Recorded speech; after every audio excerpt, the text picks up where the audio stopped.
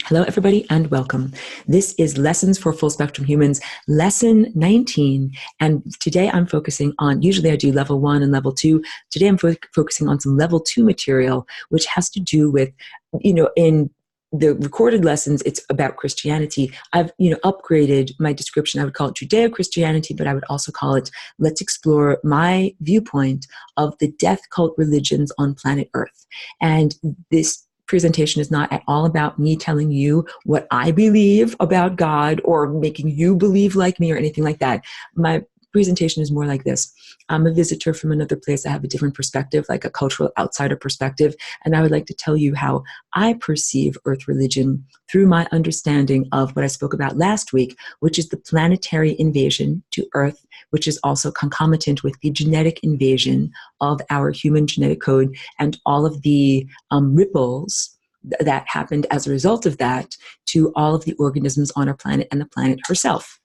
So the basic summation for anybody who might not have, caught up from last week's lesson. Oh, and we have plenty of new students. Welcome, welcome, welcome, because these are wonderful people that I met from the gathering over the weekend. So I'll restart the semester. We're wrapping up from what I started from January of 2019. So it's perfect. By the end of May, we'll complete all of the important lessons. This week is about Christianity. Next week, I want to do cancer, because cancer is a genetic invader. And we'll speak all about that particular disease from that perspective. Again, this is level 2 stuff. I'll see if I can squeeze in a lesson about sexuality, because that also has to do with planetary invasion.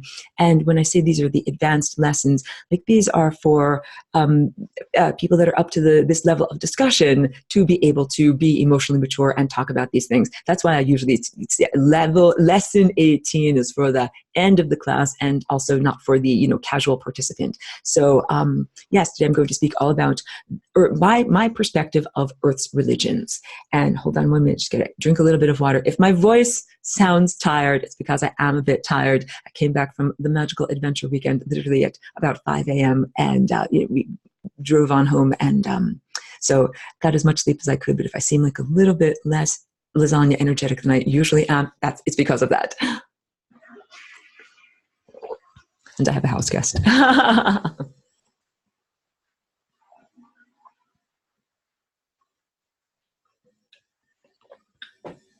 Okay, so this goes all the way back to ancient Egypt.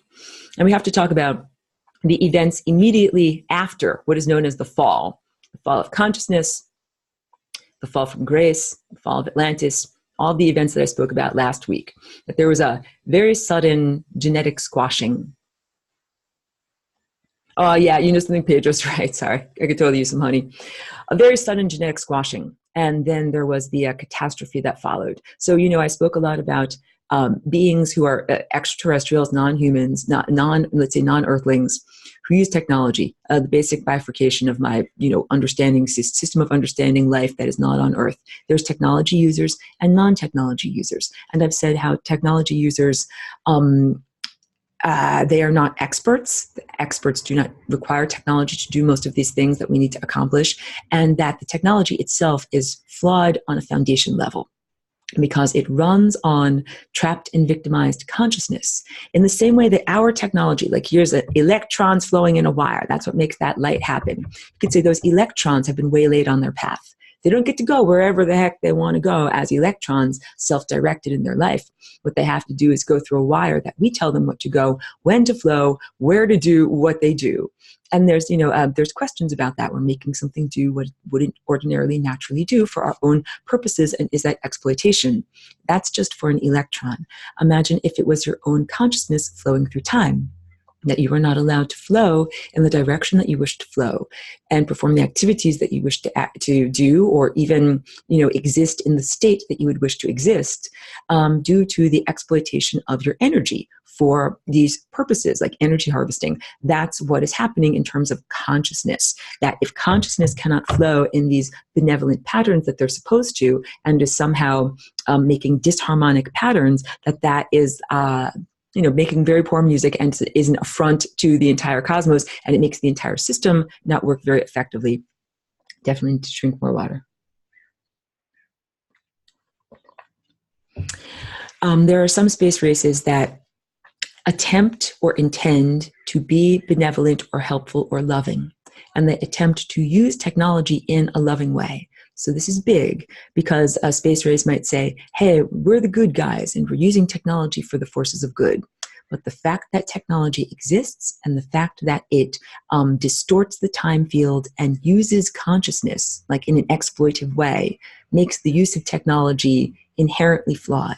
So even though you might be like, I'm a good guy, if you're using that level of technology, there are problems from the foundation level. Your intentions are good, but the way that those intentions are being manifested into the world is troublesome. It is not pure. So this is big because if I lump all of the technology using space races together, some of them are overtly malevolent. That's like the lesson on cancer.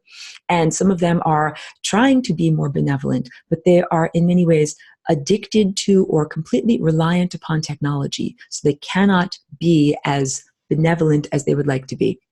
So let's talk about, let me just get more comfy here. Let's talk about, like on Earth, domesticated dogs, the English bulldog. You know, this little cute little breed, little Frenchies. Humans have changed the natural breeding structure of that particular dog species, to the dog breed, to the point that it can't give birth naturally. All of those little dogs have to have a cesarean in order to have their puppy successfully for that particular breed, French bulldog. So that means that no more if humans stopped intervening in the birth process of that particular breed of animal that humans have selectively created, there would be no more of that particular animal. That animal requires human intervention just to be on Earth. So humans selectively bred for those characteristics, and now that humans have created that organism cannot live naturally. This is very similar to some space races that are, French bulldogs are not inherently evil. There's nothing wrong with them. Even though we do know one at the local dog park that does tend to be a little rough and steals all the tennis balls, named Coco. So anyway, I know I'm getting a little bit silly because I think I'm overtired. There's nothing inherently wrong with French bulldogs. The problem with them is that they are reliant upon technology. They have to have a cesarean section in order to successfully reproduce their next generation. So there are some space races that are very similar. They're not like horrible, evil, malevolent monsters that aim, a mind ray gun at Earth and say, I want to kill you, I want to zap you. There are races that do that. There are some races that aren't malevolent like that, but they are reliant upon technology in the conception of their bodies, in the awakening of their own higher faculties and powers, and in their capacity to reproduce. So you can imagine some space races that come along and they say, we're technology users, we're the good guys. But the truth is they're reliant upon technology, and it's not necessarily a healthy relationship to be reliant upon technology. I talked about how if you are really connected here, you don't need technology. So they're like not that great. So it might be like technology was used to conceive them. Then they live naturally. French bulldogs are not made of microchips. They live naturally and eat natural food. But to be conceived and to be born, intervention had to occur. So for some space races, for them to be conceived, to have a physical structure, and for them to function, like to have the capacity to be telepathic or do some of these things that we can do naturally, they need help, and definitely to make their successive generations. So if you were a French bulldog, you would say, I don't want to get rid of veterinary care because that means that I could never have babies. I could never successfully continue my little aspect of being a dog. That's how a lot of these space races feel. They don't want to get rid of technology because they feel that that would be the end. They know that that would be the inevitable end in one generation of everything that they have been. But also the fact that they're so reliant upon, some technological intervention just to be in existence shows that there are basic flaws. Like a wolf does not need a human veterinarian to remove its pups, to get the next generation. It's able to give birth naturally. That's the whole point. So these space races that use technology, but they attempt to be good or to use technology in an effective way, they need to get mature. That means they need to understand, they need to do the self-cultivation, the flying rainbow lasagna, the changing and shifting of the Rubik's Cube of their own DNA so that they are no longer reliant upon technology either.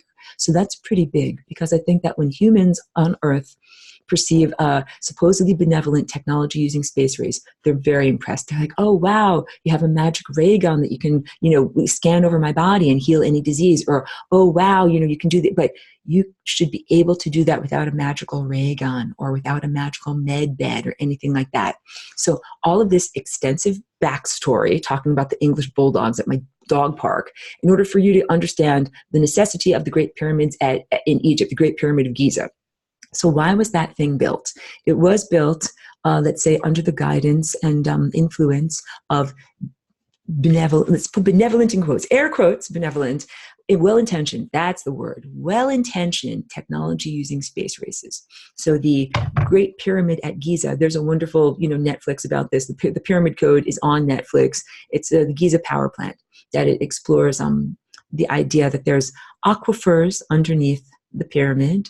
And so basically the function of the pyramid is an amplifier for the natural energy of vitality and consciousness raising that our planet already has. So our planet already has this wonderful type of energetic nutrition that makes it possible to go from being, an uncivilized brute into or well-organized, civilization. It's like emotional maturing, growing more wise and more intelligent and less pure survival instincts. I think you understand what I'm talking about. So once again, our planet has a natural aspect or force for civilizing or emotionally maturing or refining consciousness. And this was necessary after the fall of consciousness, which was basically a cutting off from the source of our information and vitality and intelligence and the great conductor and the great composer, being cut off from that on a genetic level. The twisting the guitar strings so that now when you strum your guitar, it makes horrible out-of-tune music. And part of the horrible out-of-tune music is that it's necessary to kill other beings so that you can eat them and put them in your tummy and, stay alive, because we used to be able to eat nothing but pure sunlight.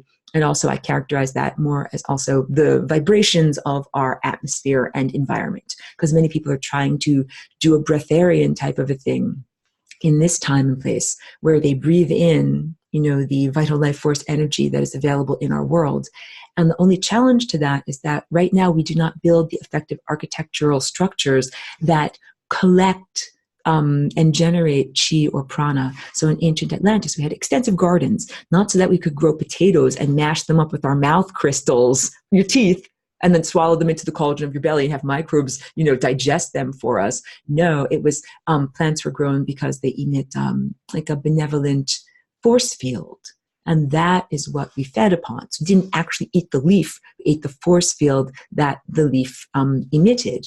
And so when that changed and we no longer were able, so if you're trying to go breatharian now, like where's the force field? What are you eating? You cannot eat your cell phone force field. You cannot eat the force field of the electrons flowing in the wire of my house. We pretty much live in a world that does not have that type of food. So in order to really go into a purely force field eating or, non-physical energy eating sustenance, we need to have that in our environment. We need to create beauty in our environment, perfectly patterned. Hey, look at this, perfectly patterned and colored. And also, I didn't turn on my piano. Here we go. Perfectly tuned music. These are the things that fed and sustained us in the time when we did not eat physical food. So then the entire genetic structure changed and shifted, a la last week's presentation. Then it was necessary to eat physical food. There's brutality and there's violence as a necessity in order to stay alive. And that's like, we would say, the barbarian culture, the barbarian value system. So that was what was going on after this reduction in consciousness. And the benevolent, air quotes, technology using space races, possibly alliance of them, said it would be good to build an apparatus that magnifies and amplifies the emotional maturation process and consciousness raising process on planet Earth, so that those beings that got crashed down into barbarity could rise up more quickly. That's what the Great Pyramids in Giza do. They are energy generators, but not just the type of energy that can light a light bulb, although they did that too. They performed that function. What they did was drawing up energy from the earth and also drawing energy from the stars and amplifying it, sending it out kind of like in an area of broadcast. And the beings with the genetic antennas that would pick up those areas of broadcast became more civilized. And they became, when I say civilized, I mean like developed a mitigating social structure beyond mere pure survival and barbarity. And that is, the beginning of climbing up out of the depths to which humanity had been plunged in this, process of pathogenic infestation, right? So I think that it was well-intentioned, and a big point is that inside of the pyramids, it was necessary to have like a little a generator, like a power source that's in there. And we'll return to that power source. So let's go to very, very, very ancient Egypt, because this is really, where the pyramid originates from and the effects that it's having. So it's a very ancient culture that had a social hierarchy that was based upon psychic capacity.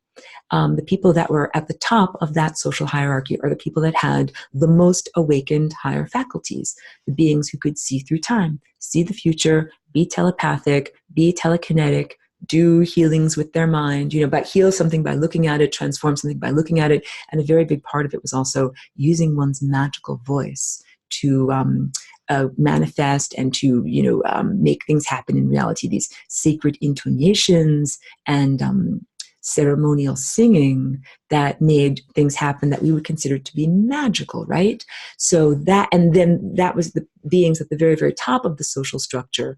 I'll then contrast this with our current social structure. And then as we go down the social ladder, if you have less and less higher psychic ability, less and less responsibility, less and less access to resources, until you have a person who has minimal inner capacity, minimal higher thought structure, but who still might be a good worker, can push a wheelbarrow, can make stuff happen, but not going to, do their version of play a sonata on the piano. Like, that ain't going to happen. This is what was valued in their culture.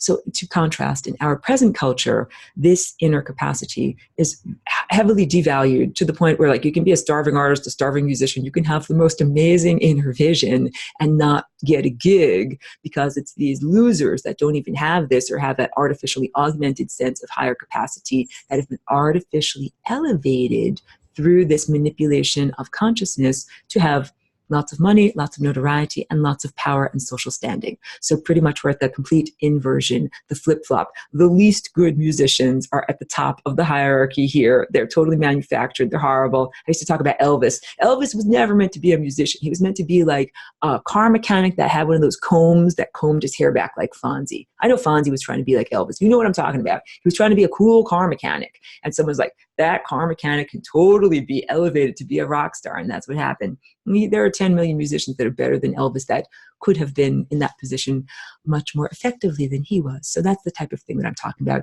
Forgiveness to any rabid Elvis fans that I have insulted with my estimation of Elvis's natural talent and the appropriateness of him being a musical superstar. Let me drink a little bit.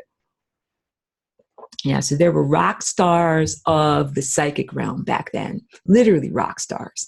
And there were even big, the way we have a rock concert now, a big exposition where there might be a big light show and lots of music and a superstar is singing on stage. They had that back then too. But the superstar singing on stage was completely filled with a divine energy, not, augmented by some, kind of technology. And the light shows were about, the natural expressions of the psychic talents that, this was not done with light projectors, is what I'm trying to say. This was all done with much greater sophistication and elegance than that. So there were also second-class citizens or outsiders to this civilized society that was around the pyramids in ancient Egypt. They were nomads that lived in the desert. They were tribal people, and they had minimal higher faculties. They had almost nothing that they could use in order to tune into the musical score of the cosmos, the great conductor, great composer. They really couldn't hear the music. They were musically tone deaf.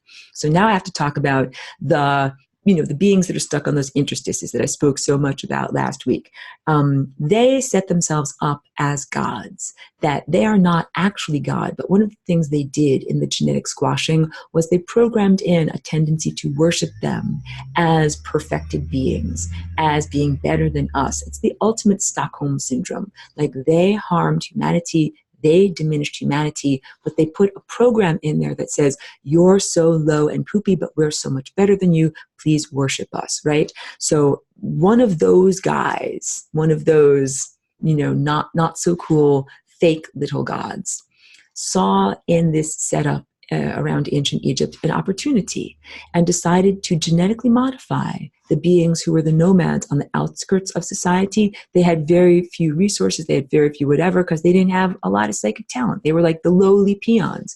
Decided, oh, well, what happens if we elevate artificially these lowly peons to have psychic powers? And if we make them tune into the broadcast, that is the broadcast not of true divinity, and I'm pointing out my window right now, like at the sun and the stars, and the understanding that that is an expression of, this point of abstraction, real God of abstraction. What if we get those beings, those former nomads, to tune into like a galactic being instead, and say that it's God? And this is exactly what happened. The Lord God of the Bible. I'm not here to insult you, but I'm telling you that this is the origins of so much culture that is here right now. Move this because it's a distraction. So this, let's call it a sky being, not real God, but that presents itself as God, like big giant head. Listen to me. Transformed a group of humans, genetically modified them. We genetically modified wolves into French bulldogs, and made it so that when they hear a voice of God inside of them, they're not listening to the real abstraction, they're listening to a very self-serving higher dimensional being that wanted to take these beings and have them diminish the culture of Egypt. And that is exactly what happened. The power source that's in the Great Pyramid was removed, and that meant that all of that was broadcast of consciousness. So part of it was light. Like, if you have light, I was just camping someplace off grid. It's hard to see things without light. It's really, really hard to be civilized without light. It's hard to write things down and cook and see who you're talking to and do all these different things. It's very, very, it's hard to clean your hands and all this stuff. I'll get to your question. Hold on a second. So yeah, the light that was emitted by the pyramids was not just physical light so that you could see with your physical eyes. It was interior light so that you could see with your inner vision. And when they took the nomads took the power supply out of the Great Pyramid, it reduced the light. If you turn down the light, here, I'll do a demonstration. Look at that, guys. Now you can barely see my face. Now you can't see what's going on. Back on. Wait, boom. Boom. Good. Now we're back. We've just turned back on the Great Pyramid. Now you can see me again. That's so fantastic. The pyramids were turned, maybe not completely off. They were rendered defunct. So maybe they're no longer a bright glowing fire, maybe just a little bit of an ember, just kind of barely smoldering. And that power source was made into what's known as the Ark of the Covenant, of the Torah, the ancient Torah. This is what happened. Put that power source in the Ark of the Covenant, and then that was co-opted by these nomadic tribes that then turned into the Jews, the Israelites. So they left Egypt, they wandered. This is the story of Exodus. This is Charlton Heston with the Ten Commandments and everything. They followed a pillar of light. They followed a column of smoke. Voices in the sky told them what to do. Manna came from heaven, not the heaven of abstraction. This is what heaven looks like, guys. It looks like an abstraction.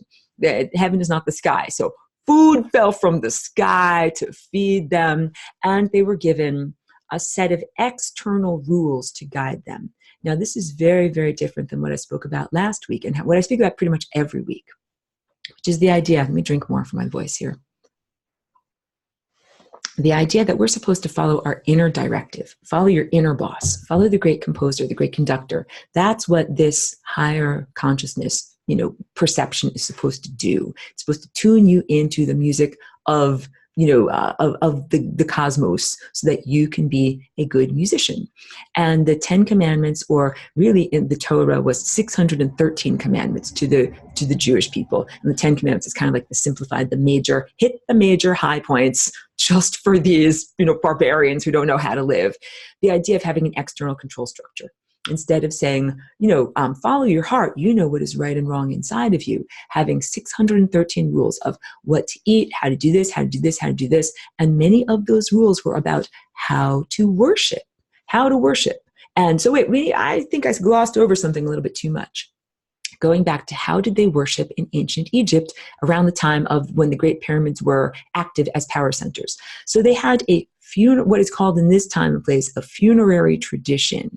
Their whole entire mindset in ancient Egypt was the idea that our fleshly, corporeal lives, our entire, the reason for being here in the flesh is to cultivate ideas and energy and a form of momentum that carries you through the afterlife, the after existence. So the mummification, all the incantations, remember, the beings that were at the top of the social hierarchy of Egypt used their voices for magical things, incantations, not pass the ketchup and stuff like that. So they would sing these magical songs that they believed would lead to a form of eternal life. So they were trying to find some way to supersede death that had been invented in this fall of consciousness. So let me drink some more water and collect my thoughts. The nomadic tribes in the time of Egypt, when it was functional, did not have access to mummification. They did not have access to the funerary tradition. So to them, that's like pretty much a death sentence. It's like saying when you die in the afterlife, you won't have a ship to set sail upon. You won't go anywhere. You don't get that. So here's an alternative God that comes along and says, oh yeah, well, this is what's the new way to worship. So the new way to worship involves building a very particular edifice that has particular measurements. When they were traveling in the desert, it was kind of like a tent, a tabernacle that they could erect and then move to the next place, and then need to move to the next place. And a prescribed set of behaviors that's called animal sacrifice. Judaism, historically, is a religion of animal sacrifice. I'm not trying to insult anyone by giving you actual historical facts that matches actual historical facts. And so we're basically talking about the temple, the capital T temple. That was a temple to this lower level deity that suggested the idea of killing in honor of God, that is how you worship God. You build a building that is shaped in a very particular way. You take an animal and you kill it in a particular way. And then, this is not how it's described, but the life force energy of that animal feeds the God. What did I speak about last week? How death is an aberration, a thing that's not supposed to exist. You're supposed to go up the center of this sculpture, not hit into the edge and get splatted on the windshield like that.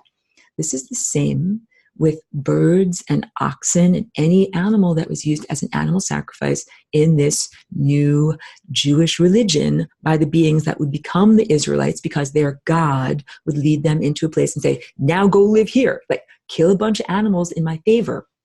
Put energy onto the membrane of death for me. That is what this God told them to do. And then go live over there. Kill all the people that are over there, then take their land, then go live over there. And this is, the basis for our culture that we pretty much have around the world right now, and also the basis for Christianity. So there's one thing that you'll note is that at the end of a Jewish prayer, they intone Amen, A-M-E-N, Amen. That Amen became Amen in Christianity, and this is the exact same phonetic structure of the name of an ancient god in Egypt. Amen. Amen is so there, and the meaning of the word or phonetic structure amen is so God is pleased. So you're seeing it's kind of like co-opting. It's like if you never got a chance to actually be on stage, but we're going to steal some of those songs, make our own religion over here, guided by this kind of sub-deity, and take kind of say like, well, you used to make us downtrodden. We weren't the special people. Well, now we're the special people. And now you're starting to understand that whole story of God coming and saying to the Jewish people, you're the chosen people, because they had a terrible self-image. They felt very low. They were the outcasts. And if you're like the outcast kid and someone comes along and says, you're not less than the other kids, you're more than the other kids, you're even better than the other kids, then you're like, yeah, that sounds cool. I want to be with that. So there were two aspects of sacrifice in the ancient Jewish culture as it was practiced by, this nomadic tribe. One was animal sacrifice, and one was sacrifice of the male baby foreskin.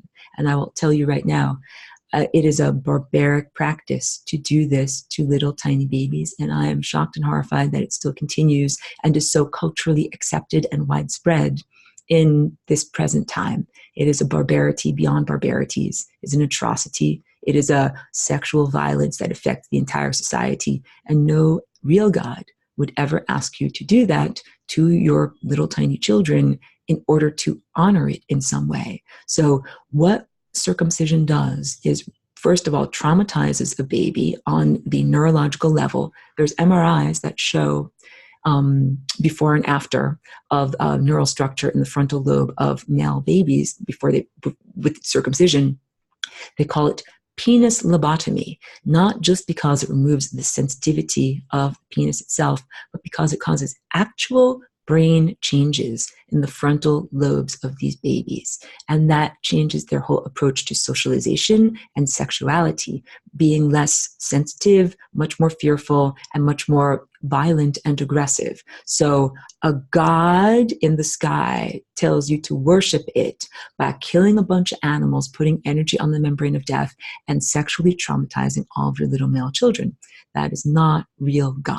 I have to say this. So in this historical, assessment that I'm giving you of Judaism, there were several times. So eventually, a permanent structure of the temple was built. A huge religious hierarchy was created with these priests at the top who ran all the sacrifices. Doing the sacrifices was a huge economy. This leads up to the time of what we know as, the time of Jesus, or a teacher named Yeshua. And now we're finally getting to Christianity. We had to get into all of that stuff first. And it had become incredibly corrupt by that time. I need to drink a little bit more water. And then press pause. We just got to the year, zero. We're about to get into Christianity. Let me read what's going on over here. Pedro is asking, are these beings higher or lower levels? They do act like lower. So we're talking about these gods that are not real God. They are lower level astral. They are not God at all. They're the beings who got stuck on the membrane of death, and they portray themselves as God, but they're not God. And I say this all the time.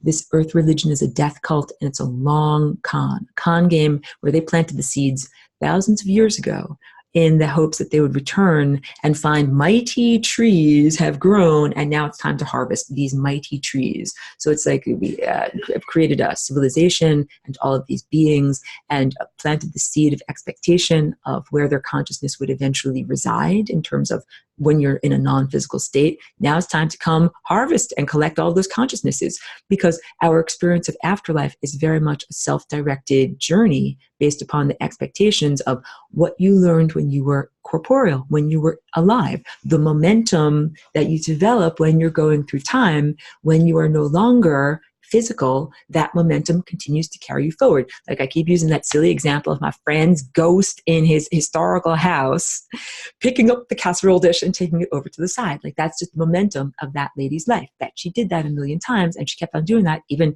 400 years after she's dead.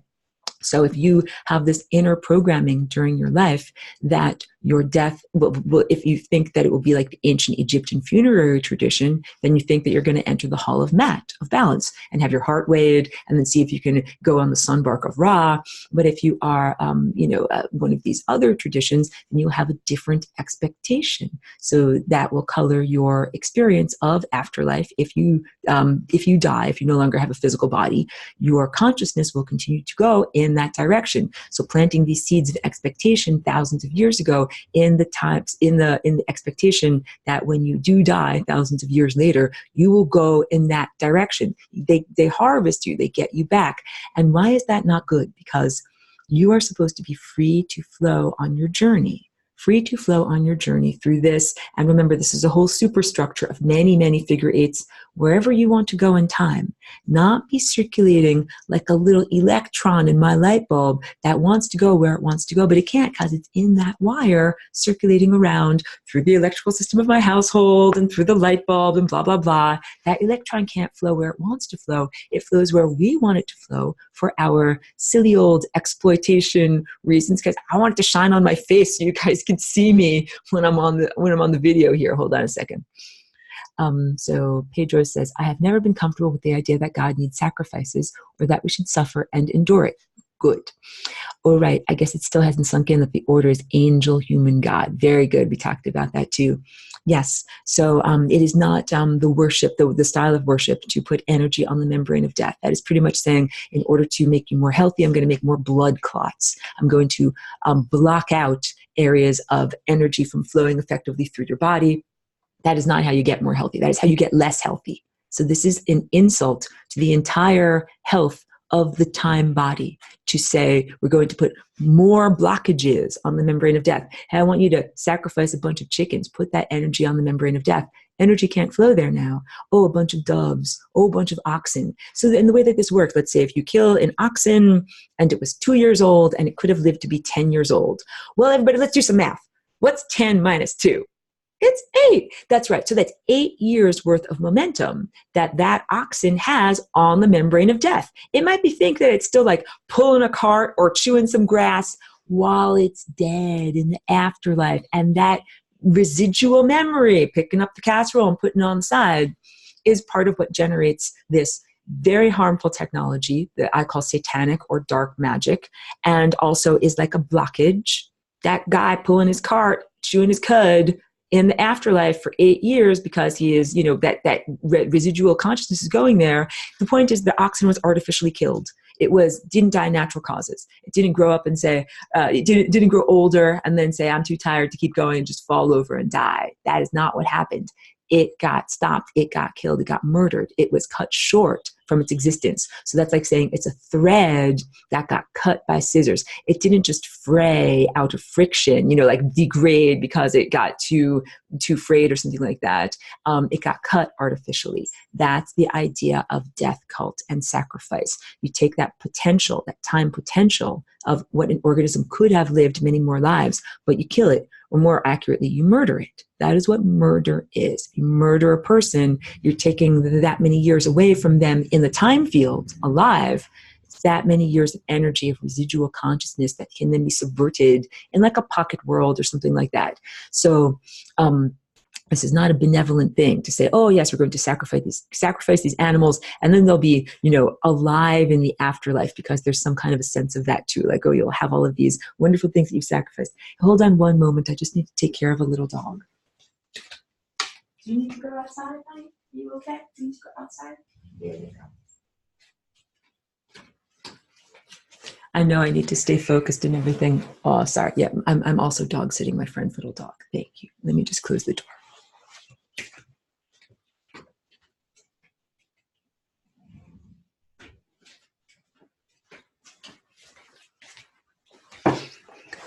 So the temple, that was the building where all of this death cult sacrifice happened, was destroyed a couple of different times historically. And what happened was it was destroyed, it was rebuilt, it was destroyed, it was rebuilt, and eventually it was destroyed a final time. And when that happened, the method of worship had to change. And so the leaders of the Jewish religion at the time got together and they said, what are we going to do? How can we worship without a temple? So they decided to transform their way of worshiping their God, which is not real God, but their object of devotion, by saying that they are now going to take an animal's skin, turn it into parchment, write magical words that are incantations on the animal's skin, and hold that as a special scroll, and that would be the object of adulation and reverence. It is like a symbolic sacrifice. So instead of killing many, many, many goats or lambs at a temple.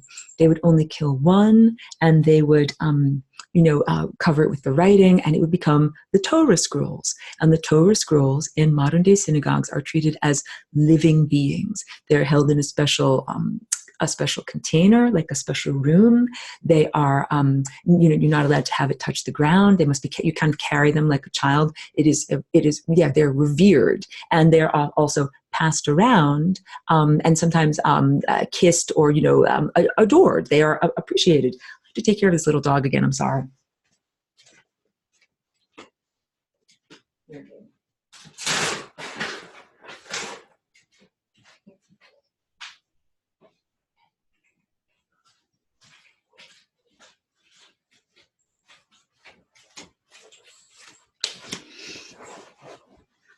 So what eventually happened was, let's get to the story of Christianity. Wait.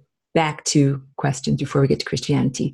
Chloe says, anything that asks to be called your Lord is an overlord. Exactly. And Pedro says we have to flush the gota membrane, but how to do that? Really good question. So gota means game over, try again, right? So the gota membrane filled with all these consciousnesses should be a place of entropy where there is no energy. So the real answer to that is to put it into a state of pure entropy by taking away all energy. So there are different ways of doing that. And I've talked about, like, you can imagine a Ghostbusters, vacuum cleaning that energy up.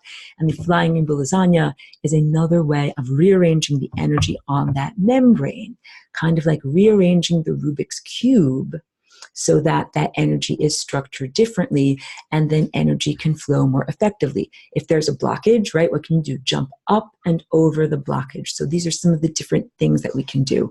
There will eventually be the beings that are stuck on the membrane of death put into a state of total entropy, so that then all of the energy can flow effectively again. And this is pretty much what happens when you're flying rainbow lasagna. You start vibrating this up and down so fast that the energy can flow around the blockages, and this whole challenge, becomes changed, solved, fixed. The puzzle gets fixed, and the energy that is supposed to be quiet and still, the music that's not supposed to be being played in reality, goes to a state of entropy. So now let's get to Christianity, and so there actually was a teacher who lived around what we call the year zero, who was the historical Jesus, Yeshua, but was not named Jesus. And this is pretty big, because why do we call a person who used to be named one thing named another thing? It's a story that's been subverted, that there was an original teacher that came in order to try to rectify some of the wayward teachings of the Jewish religion. I got to get back into that, though. Cheeky's here. Let's come say hi. Come on up. There you go. Everyone loves to see you. Come on up. No, she might just sit. She's tired. One of the things that I didn't speak about was the three implements that this sky god gave to the wandering Jewish people before they had found their homeland in Israel. It was the flowering staff of Aaron that was touched a rock and water poured forth. One was manna, a bowl of manna that never emptied, food and water. These are really important. And there was one other thing, a holy anointing oil that was made out of a lot of olive oil that had then been, had herbs soaked in it. And some of these herbs included cassia and myrrh and cannabis. So it was a very, very highly concentrated form of cannabis oil that was applied topically and is somewhat psychedelic. So cannabis was in use during the time of the ancient Assyrians, in that same area of the Middle East. And they used to use it more like a sweat lodge or an inipi lodge of the indigenous people. A bed of hot rocks and a little covering, like a little tent over it. And they would throw the branches of the plant on the hot rocks. It would make lots and lots of smoke. They would get into the smoke and have, transportive experiences. Also, the ancient Egyptians, the therapeutiae. So this is not super ancient, not like the time of the Exodus. This is more about the time of historical Jesus. A group of ascetics in Alexandria, Egypt, who were known as herbalists and healers. It's where we get the word therapeutic from, the therapeutiae. And they used cannabis to heal. So it is in the pharmacopoeia of the time. It's things that were being used in that time. It is not so outlandish to think that it was being used.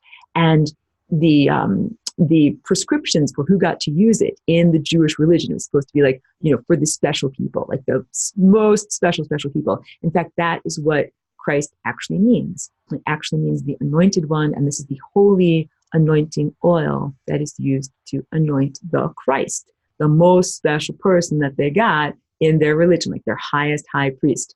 So by the time that the temples had been built physically, the use of the topical cannabis oil had been very much subverted. Like, it was not being used for healing. It was being very much kept by a small sector of society, used only for their own benefit, and let's say, not used well. And the most radical thing that the teacher Yeshua did was come along and say that that is not correct, that it is a plant that is made as healing and reconnecting to the divine, and that it should be used for everyone. So from that perspective, again, I said, I hope that this came through clearly. I'm not trying to tell other people what to believe religiously. I not only believe in God, I have experienced God, so I can report to you, God is real. And you can see I wear a cross. I am not in any way associated with the Bible or any church or any kind of that religious dogma. I'm really trying to reclaim this symbol by wearing it. To me, it is about pure Christ consciousness. So I'll make a distinction here between the story that we get from the church that is called Christianity, which I consider to be a very harmful mind virus, and real Christ. So we have this chakra here that is, I speak about it and gesture to it all the time. I gesture about that little tendril that comes out. It's such an important part of our anatomy. Like your tongue's really important. It's a sensor, so you can sense nutrients, you can sense the heat and textures of your food. And it also is about being able to chew effectively. If you don't have that, it's really difficult to eat. Well, if you don't have this active, it is really difficult to eat information. It's difficult to get new ideas, new nourishment into your mind, into your real, through inner vision. So if you wanted to subvert or change or distort someone's view, all you would have to do is change what their tongue is tasting, change what their tongue is tasting and make it taste things that are artificial. So there was an artificial story that was written about the life of a person who actually lived as a teacher. And that artificial story is like a mind virus that exists at this level of consciousness for almost all of us. And it's kind of like a graffiti that has been scrawled across the wall that's not supposed to be there. And when you get up to that level, you see this graffiti and you read it, and many people do not understand that it's not supposed to be there. It's not truthful. It's a lie. They're deceived by what they read, and so they also identify with it. Because remember, what you're touching with this, you're tasting and becoming. I keep encouraging everyone, eat the sun, touch the sun, become a star. Become a star. Spoiler alert, you are all stars. Wait, let me drink some. Oh, wait. Instead of drinking water, let me drink my wonderful raw cannabis juice. Because one of the most radical things that the teacher of the historical Jesus did was share cannabis with the commoner, not just the most special priest that is making a big intonation and, fragrant sacrifice at some giant golden temple. It was used for healing actual regular people that really needed the healing. And I'm just trying to decide which direction I want to go in. Let me speak about what my understanding of Christ is. I understand it as a composite viewpoint, in the same way that an insect, like a butterfly or a bee, has a composite eye that looks like faceted and bejeweled. So our eyes are different. They have lenses and they have irises, and they're more like a telescope that focuses like that. Composite eyes don't have that structure. They have many, many, many different facets, dog hair, that all perceive different viewpoints of the same scene. And the little tiny insect, the little tiny bee brain, is really quite sophisticated because it takes that many, many multiple viewpoint, composite image, and it integrates all of those viewpoints together into one unity understanding of the environment that it's perceiving. So each one of us is like a facet on that composite eye of Christ consciousness.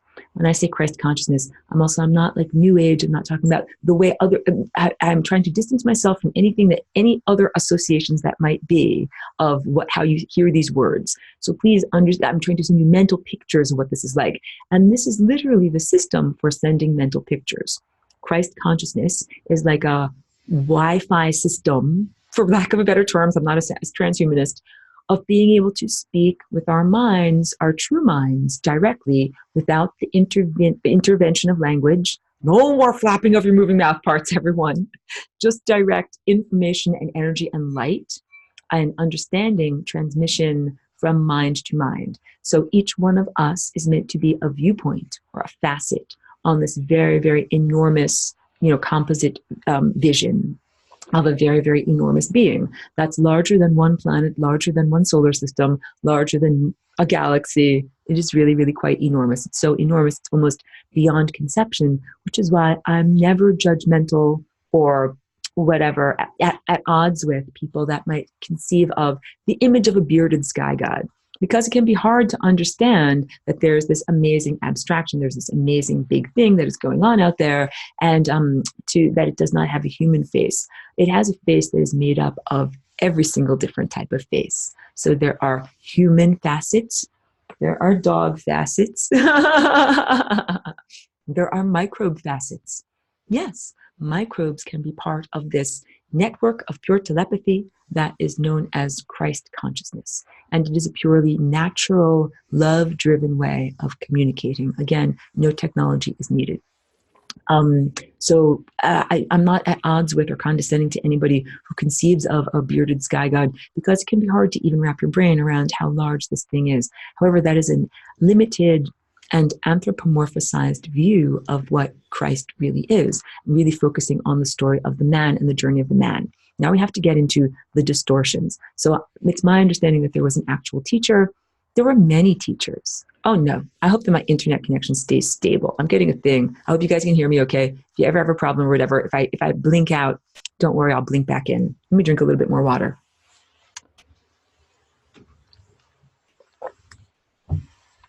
There have been many avatars. Avatar is a Sanskrit word. It means avatar, one who has come across waters.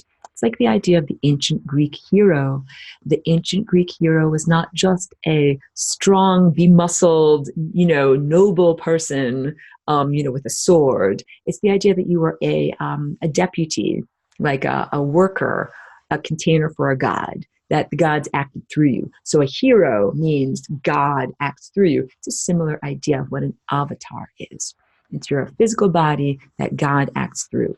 And there are many, many stories across many different cultures of different avatars, human containers that God acted through. There's interesting parallels in all of them. There's Krishna of the Far East. There's Daganawida of the Iroquois tradition. And there's what we now know as Jesus, but Jesus is the fictional distortion of the original teacher that was here. So just as I speak about the astral, let's not call it astral, this world of mentation, this world of mind here. It's a world of the projections of the mind, that momentum that carries you after death. It has to do with your mind and your consciousness. That world can have fictional characters. Can you believe that? Like if you really, really believe in the Easter Bunny, that he is going to live there in that world because he is a mind-created character. That there was no actual literal Easter Bunny, but it is a story, a tale, that was told so many times.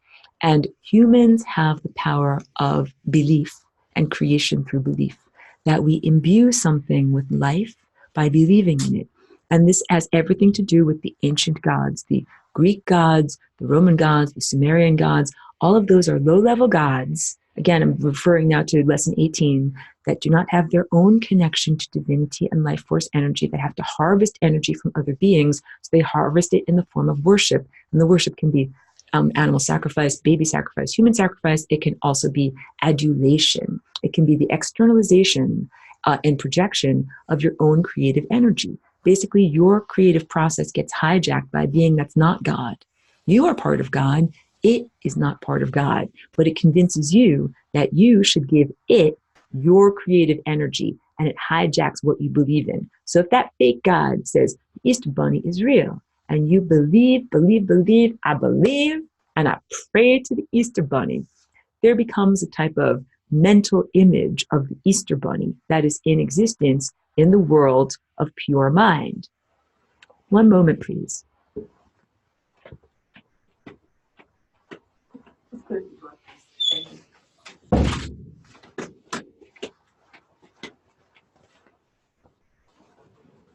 It is an image that is created just by your mind. Someone else has given you the narrative structure, and you have put belief and creative energy into it. This is what Jesus is. Jesus is not the original teacher. Jesus is a distortion that has been used in order to harvest energy and create the expectation that death is inevitable. And the story of the crucifixion, well, I won't even go into that. I will just say that the aspects of Christian dogma that I am at odds with are about the necessity of suffering, the nobility of suffering, the nobility of poverty. All these are social controls that were implanted in the religion so that people would accept very poor treatment, and that death is noble and death is the pathway to eternal life. None of those things are true. And so the actual teacher that was here that had, an actual presence to try to help the world, that story has been heavily subverted, and these falsehoods have been injected into it so that people will hit the membrane of death intentionally. So you're not supposed to hit the membrane of death. You're supposed to stay on that eternal pathway and never have to die. There's this conception that is a seed planted from the Christian religion that says, if you hit the membrane of death, that there is someone there to save you who will then somehow get you back on the road of life. And that's like, you're resurrected, you're alive again, you live in heaven. That's the whole idea of the book of Revelations, which I feel is a very toxic chapter of the Bible that has implanted so many false expectations. The idea that the dead will rise, because it's very comforting, right? Remember that primary trauma of Atlantis, the invention of death, that for the first time ever, people saw their loved ones fall over and decompose and just be a skeleton. That is horrific. And when that happens to someone you love, like I've had people that I love die, and I love my cat and she died. You want them to come back. You think in a form of psychosis or disconnection from reality. Maybe there's a way they can come back. It's part of grief and bargaining. Maybe there could be a magical bearded sky god, the Easter Bunny, that can come on over and say, hey, everybody who used to be here, come be alive again, and that they would be alive again. It's much more direct and wonderful not to have to actually hit the membrane, to just avoid that whole death thing and then not have to be revivified again. So, and again, if I'm lighthearted, and I know that I'm a little bit sleep deprived in this particular video, please don't think that I'm condescending to or mocking a religion or anything like that. It's not, because here's what I really feel about even a person that has a belief in a distorted religion. It is very noble and good to reach for something higher. Like, it's noble and good. Even you're supposed to follow your inner directive and follow your heart. But let's say someone tells you, following these 613 or 10 commandments makes you a good person. You do it. You're attempting to do right, even though it is a distorted attempt. It doesn't end up going in the right direction. You're attempting to do the right thing. I respect that very much. So for people that have a faith, I'm not mocking nor condescending to your faith. I'm trying to get everyone to consider my viewpoint. That death is not something positive or inevitable. And so we have this story of the crucifixion that's, it's a human sacrifice. The idea in the religion is that if you have a human sacrifice, that just do that once and then you don't ever have to do this again. But clearly we keep on having death. So the idea clearly is not working. That guy died, but people keep on continuing to die. And so I think what really happened is the story of the crucifixion is held up like a death template that each person kind of expects, well, I might die, but then like Jesus, I will come back to life, back to reality. Hold on. And I say, instead of doing something like that, it is much more sensible not to die. And that it is a distorted belief in the necessity of death in order to transform into your most divine or heavenly or angelic state. That's like saying in order to have a beautiful house, what you have to do is completely burn down your house and raise it to rubble to the ground, and then you completely build back up again. And I don't believe that at all. The destruction is necessary for, that profound level of destruction. I mean, you can renovate even while you still live in a house. You can be like, yeah, we're renovating the bathroom. So, we'll use this bathroom over here or whatever. We're renovating that wing. So we won't use that area, but we'll live over here instead. I need to drink a little bit more. Sorry. You can tell my voice is very tired. We're getting somewhere with this though. Yeah. So the necessity of death. And that's what the story of Jesus, which is the fabrication, is what I'm trying to say, was then used in order to plant the seed in people's minds that death is inevitable. Death is also noble, because the story of suffering, like someone is doing something good for you by suffering. I really take great issue with that, because now what I would like everyone to do from moving forward is to say that suffering is not the best way to honor the divine, that the best way to honor the divine is through vitality and health and staying alive instead of dying. That's how you honor God, not by dying. Do you see? It's a complete inversion or subversion. So before this level of religion, there was a different level of religion that was like appreciation of Earth's body. Imagine if the microbes on your body all gathered around your navel, and they all, worshiped your navel, and they said, "Thank you for the belly button lint that sustains us. We love you so much," because your navel is a power center. It's full of belly button lint. That's fantastic. And what if one day they all stopped doing that? Instead, they gathered around your navel and they said, "We all want to die and we want you to die," and sang songs like that. It's like saying that they don't appreciate the body that they live on, that they don't want you to be alive, that they don't want to be alive. That's what I see the religion, the structure of Christianity as being like on earth right now. I'll call it a death cult. That it went, the pagans or nature worshipers, and I don't know how you interpret the word pagan, so let's just say worshipers of nature. That's like the worshipers of my belly button lint, my little microbes that worship my belly button lint on my epidermis. Those appreciators of nature knew the different power spots, which are like the acupuncture points on the meridians of your body on earth. And they built sacred places there. And then Christianity came along and co-opted those sacred places. When I'm talking about Christianity, I mean the Roman Church, the established Roman Church came along, co-opted those places, and built houses of death worship with the symbol of the cross, the death, crucifixion, with the teaching of the inevitability of death, and where all of the microbes gather on Sunday to sing songs about death, death, death, until they actually die.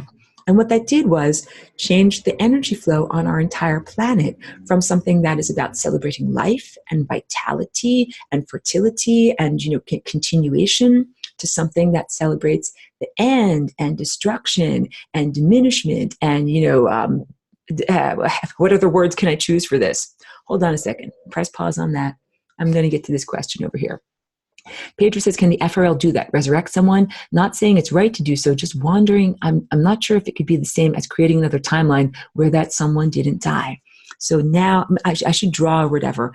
It is not about resurrection. So if these are all neighboring timelines, right? And we know that this is the membrane of death that flows down along here. If someone hits the membrane of death on this timeline, they can still be alive on this or this timeline, but you just don't overlap with those timelines. They are alive on a timeline that you're not on. So to use my cat as an example, I am alive on this timeline. She is still alive on another timeline, but our timelines are not divergent. Our timelines, are divergent. That means on the ones that she's alive, I'm not there.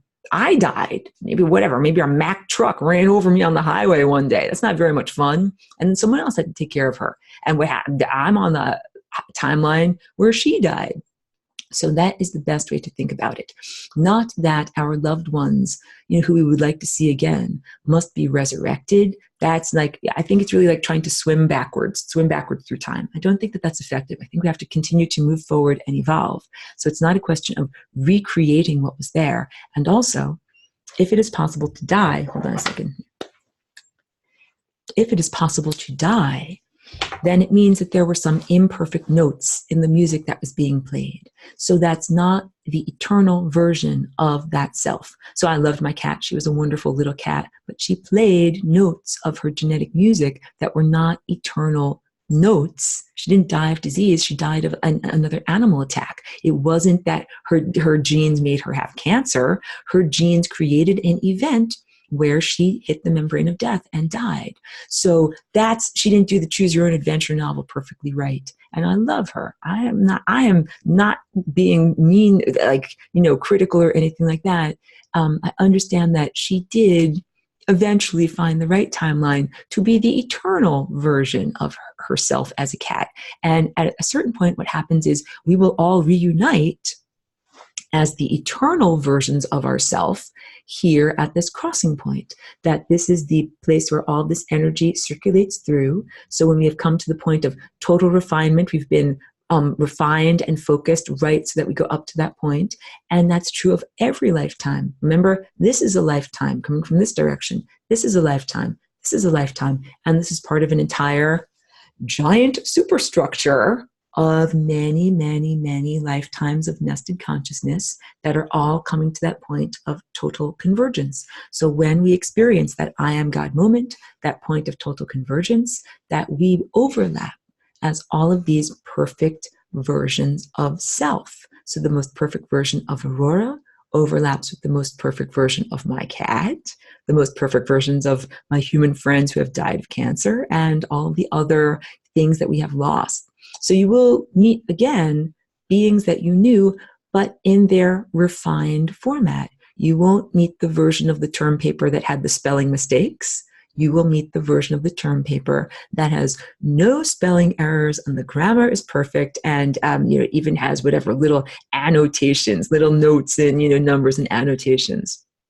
Okay, so there's a question here from Austin. So what is your perspective of what happens to a person's consciousness when their body dies? Thank you for your question. So when your body dies, what it means is that your DNA is no longer dancing. The strings of your instrument are no longer vibrating. You are no longer playing your guitar. There is no more music. We can still see the red chakra is still in existence because that's the physicality, the matter that was here. But all of the rest of these chakras are no longer being emitted. And I think I have to make a clear point here in terms of the chakras or the energy centers. The energy centers do exist independent of and as precursors to the physical existence. They're whirling centers in time that help to coalesce matter. And also, I should say, the physical body emits chakras too. So your physical pineal gland, when it is happy and functional, emits a energy field. And when you die, the pineal gland is still there, but the energy field is gone. So a lot of our energy body or our time body is a direct projection from our physical body. It's why we grow a physical structure. So you have energy structure that makes a physical structure, and then that physical structure makes even more energy structure. It's why we're here. You could imagine it like the center of the earth has, the whirling core that emits magnetism. The motion of the whirling of the core creates an energy field. And that is truthful of certain areas of our body. Moving in the correct patterns creates an energy field. When the body stops moving in those patterns, the energy field is no longer created and consciousness can no longer be sustained. So different things happen to different people. It depends on when their body dies. So if we say death, what I define death as any of these timelines that are divergent and end on this membrane over here. So what happens is the total accumulation of all of your life experiences from birth to that moment of death. It's like an equation starting on this side of the screen. 1 + 2 + 3 + 5 + 10 + 5 million plus all of the moments and actions and thoughts of your life adds up to equals this number over here, which is the position of your body in space, time, and consciousness at the moment that you hit that membrane of death. And that's also when you have all of those accumulated, I think it's like your hard drive, the accumulated experiences, everything that you saw and felt and did while you were alive. If you're not broadcasting that as a live stream, most people aren't because they don't have their higher faculties on board. That is saved as a hard drive. So when you hit the membrane of death, that hard drive finally reconnects to the divine, the stellar network. They finally find out what's been going on the whole time since you were born over here, and it's too late because you've already died over here. You handed in your term paper, and now they're finding out that there's spelling mistakes. This is already too late. So what happens is your genetic sweater has been knit together into a pattern during your lifetime. And when you get to the membrane of death, there is a force, like a waterfall of energy that is moving, and that causes the pulling apart of your genetic sweater. Like the loops are all pulled apart and your sense of self is dismantled. The raw ingredients of you, like the cake of you, is unbaked. And then you are dissolved from your format, and all of the raw ingredients of who you are, who you were, who you can be, circulate back down that waterfall membrane of death, then arrive down here at this starting point, and they all line up like the horses line up at the races again to see if they can find the right pathway through this apparatus of time on another trajectory. So when you meet that lady who's picking up her casserole dish and then putting over here on the side, what you're seeing is the slow dissolve residues of her life stuck on the membrane there. But they're still not, it's like let's make a note. Wait, my pedal's not plugged in. Let's make a note. I don't know if you can hear that. There was the initial note, and then it keeps on playing. It's still playing. It's still playing. It's still playing. So it depends on how long that note is being sustained. It might be 400 years, we see a ghost. If it's a demon, then the demon doesn't just strike the note once. It then has artificial additional energy put onto that so that it keeps on reverberating even long after it should have gone into a state of entropy. But eventually, those residues, those reverberations of who you were in life, eventually they come to a point of stillness. And I think that is a form of peacefulness and neutrality and resolution of what happened, because the equation wasn't right. If you did the equation and you end up on the membrane of death, it means you did not do the work right. So 1 + 2 + 5 billion equals, wrong answer. Try again. That's why Pedro is fabulous with acronyms and has come up with GOTA, the GOTA membrane. Game over, try again, wah, wah. So Pedro, I hope you will help me to find, with this whole class, actually, I invite you to help me to find a new name for matter, like when we were combining together spirit and matter. I'm thinking maybe we could call it spatter, but I don't know, that has a lot of connotations that might not be that positive, like things that spatter and things like that.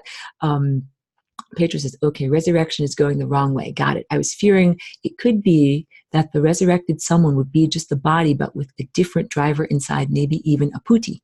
So let's talk about that too, because a lot of people are curious about my life experience of being a walk-in. I mean, literally, this body had a metabolic death, and the previous ego structure was destroyed and dismantled, as I've been describing here, and not only destroyed and dismantled, but then erased or neutralized in a very, very unfair way.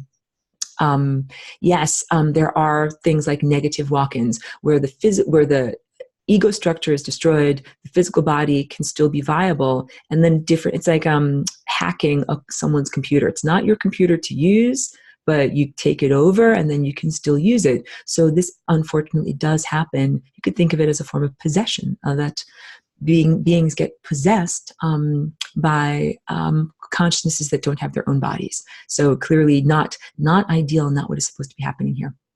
I think I should, I'm like moving towards fruition. I definitely want to make sure I get to everybody's questions, because I'm sure there are questions.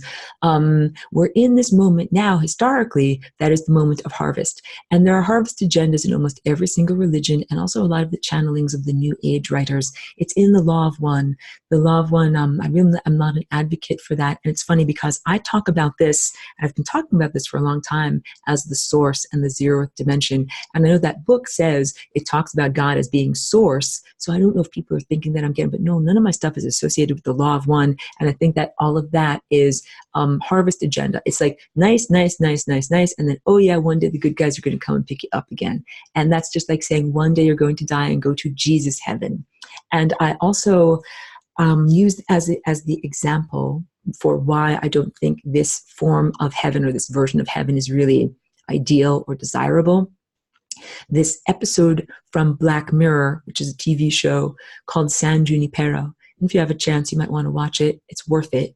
It's about a virtual reality fantasy land where people who have a damaged body that they can't really run around and do what they want to do, they are mentally uploaded into a virtual reality dreamland through technology where they feel like they can be running on a beach and they feel like they can be at a dance party feeling great. And they can even live there after they die. They're like in a hospital and their body's in a coma bed and they're in a mental virtual reality and they have the option of having their body die and staying in that virtual reality. And to me, that is not heaven. That is not freedom. Freedom is the capacity to flow wherever you want to flow in time. You don't need technology to get there. And it's not just like running in circles on the hamster wheel. You can go, and freedom is also flying rainbows on you. You can go where you want to go in terms of consciousness. So I think that the conception of Christian heaven is very similar to this San Junipero virtual reality fantasy land. Because remember, the false teachings of Christianity teach about the necessity of death, the nobility of poverty, the nobility of suffering. There's two things very much about social control, because if your life here isn't good, they would say you might be incredibly impoverished right now, but your treasures are laid up in heaven. You're going to get tons of reward in heaven, right? Like you might be literally pushing a wheelbarrow full of poop all your entire earthly life and have a very diminished existence. However, one day you'll go to heaven and everything will be great there. And there you'll be able to do whatever you want to do in San Junipero, where you can go to a dance party and walk on a beach, do whatever you want to do, right? So it's the idea of saying, instead of making this life experience more divine, more heavenly, more comfortable, more positive than pushing a wheelbarrow full of poop all day long, that to just say, accept your misery right now, accept the definition of life is to suffer and that your suffering is noble, and then you'll get your reward after you die. That's terrible. That's like saying driving on the road is inherently uncomfortable. Drive off the road and crash into the guardrail or over a cliff, and then you will get your reward. That sounds like a terrible idea, of course, the way I put it. However, I think many, many people have been fooled throughout history, and they do that. And then it's not a real reward, because the real reward happens through the self-cultivation and virtuosity that you can go up that central core timeline. And you can, when you're making that journey, have a comfortable journey. The feelings, the events, you're doing your math equation correct. You're starting here at birth and you're doing 1 + 1 + 2 + 5 billion + 3.75 + 6 + 7.5 + this equals a comfortable, fun, happy adventure through life where your body is healthy and vital, and then it doesn't end. You keep on going, you transform and you keep on going. So I call these death cults because they put energy on the membrane of death. They talk about the necessity of death. They keep people in horrible, abject misery during their life with the expectation that afterlife is where you get to have all the good stuff, and that none of that is healthy, none of that is appropriate, and it profoundly affects your own body. It profoundly affects the planet. Let me make sure that I get all of these questions. San Junipero, that's exactly what you're saying. If there are any more questions, I'm very happy to talk all about this. And, once again, I just want to confirm, like, you do not have to believe as I believe. I'm sharing my perspective of what these are. So we're at this time now that many people believe is the book of Revelation, or, they call it the apocalypse. Apocalypse in Greek means eyelid opening. It does not mean the end of everything. But that's a big program. Terence McKenna has really good talk about this. If you don't know his work, check him out. He's very wild. He's not on Earth anymore. He hit the membrane of death on my timeline, but he's alive on a different timeline. So he has this talk all about your personal eschaton. Eschaton means end of the world. That would be your death.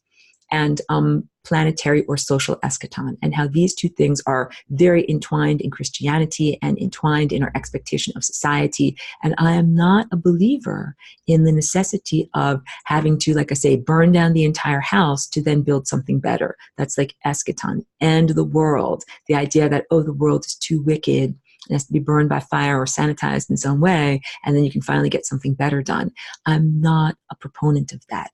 And I think that it is profoundly in the foundation of our Judeo-Christian culture, and it's in there intentionally, so that when we got to this moment in history, when the guys who planted the seeds are ready to come back and get their harvest, that is what the expectation would be. For some people, it is the expectation of a rapture or a bearded sky god saviorship.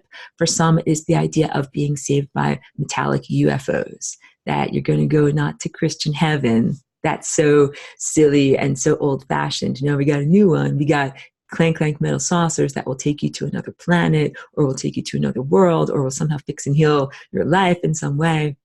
The external savior, whatever it could be. Sometimes it's mixed together. Sometimes it's space Jesus, which is even like more wonderful. And no offense to anybody who's thinking in these ways. They are escapism, and I do not think that it is healthy. It's like saying, I don't like my body, I don't like being here, I don't like this place. So the idea is throw it away. It's disposable, throw it away. And then we'll get a new one when we go to San Junipero or Christian heaven. I'm not on that level. I'm not believing in that way. And I think that's evident in my behavior. I got into this body that had neurological damage that should have died. This body, in every regular rule that upholds reality, should have died. So literally miracles have kept me alive. And I did not say, oh yeah, let's throw it away. It's a disposable body. Let's get a new body. I said, no, let's flying rainbow lasagna this body. Let's change and transform not only the vulnerabilities that are the genetic squashing and what led to death, but let's transform, let's rebuild, let's build the house, like even better. If you're going to do renovations, like while you're living in the house, like why not build a whole new wing? Why not build a whole new floor up above? Why not put an in-ground swimming pool in? That's what I did with Flying Rainbow Lasagna, that I transformed this body and the potentials for being connected to time and didn't have to die. So when I first invented the Flying Rainbow Lasagna and I came here into this world, and I, in a very like stumbly-bumbly way, was trying to describe it to people because I was not very good with words back then, I used to say to them, I died, but I did not die. And that does not mean that I crashed off the edge of the road and then drove back onto the road. It means that I should have gone off the edge of the road, but I didn't. I stayed on my path because I Flying Rainbow Lasagna. There's a lovely woman in this class named Nicole who told us about her story, her experience, that there was literally another car coming into her lane on the highway, and she Flying Rainbow Lasagna and literally found herself in another lane, and that other car was fine.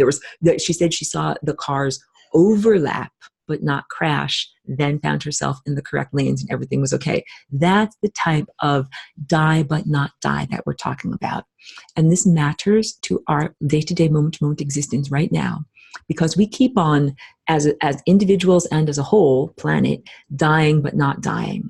The Hawaiian missile scare is a good example of this. This was in January, not of this year, but of last year, so it's January of 2018, that there was a fake missile that was shot at Hawaii, like a nuclear missile. The emergency broadcasts went off and everyone was very, very concerned. And they thought that it was the end of their existence. And of course, it would have precipitated a huge worldwide conflict that probably would have killed everyone who wasn't initially killed on Hawaii.